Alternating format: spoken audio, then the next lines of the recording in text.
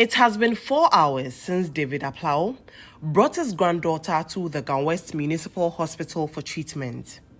It is 10 a.m. and the child, who occasionally experiences asthmatic attacks, is yet to be attended to.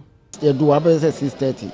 We share baby and this Nukura wana or sharing microphone or hossa. The man. Until I'm say, Sarah, my boy, a baby muna microphone doors were.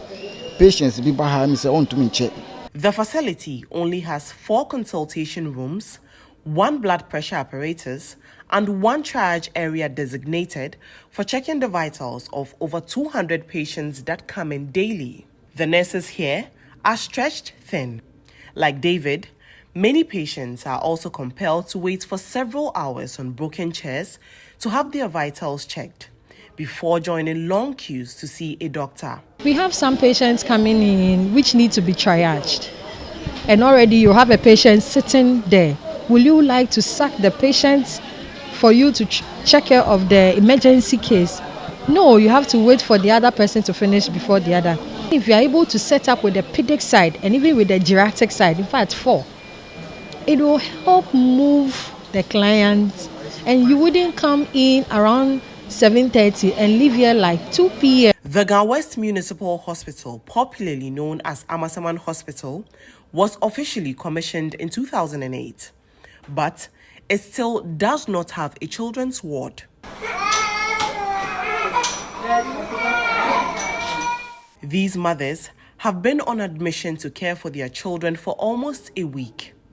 But due to the peculiar situation facing the hospital currently, children and older women share the same ward. Timinya ward na ese nkwala ne ba omuda omunkon na mpenifo no so wo omunkon a eno ne ye pa sense ye ne mpenifo ni na timiye de edasa no eso omuda okwa age se omuyi obi ansa na wayi wa pili mpenifo no ho ade wa ba space kese bia ni ha nti se nkwala be 10 na ase 7 bia na nkwala no do so omo yare nti ahaya ma akola bia ba na wo yare na in case of emergency na ye pese ye gene to ha no ma bed bia ni ha no mbeje ba ha no kra compound ha windows no ne ade na on say enhyeda enkoyie entontom ne ade ye bat house ye ben ha obi ba koye ne ho yie kra na scent be ba ha. Due to lack of adequate spaces, there are no beds for mothers to attend to their ailing children to sleep on, with many of them compelled to sleep in these plastic chairs. Ekunya nini na ebubu ebe oba ka to so na nini na ebu obi ne ba esu a na wa so na so wa da kakra bo wetin na ye ekunya ho ye dempa. Dr. Eric Ntiamwa is the medical superintendent of the hospital. He says, although his staff continue to work under perilous conditions, the desire to deliver quality health care must be met with the required tools to work with. All that we need is a new hospital. We need to also expand to meet up with the health needs of the people.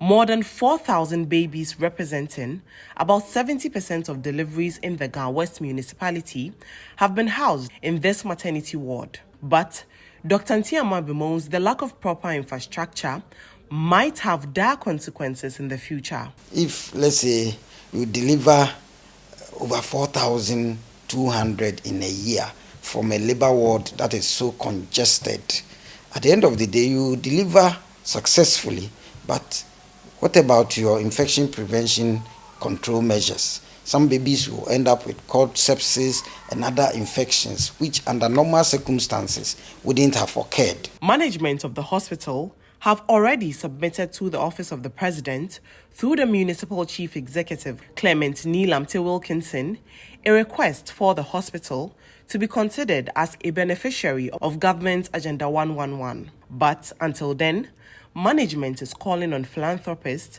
to come to its aid. Reporting for GH1 News, Nadima Omar Uthman, Accra.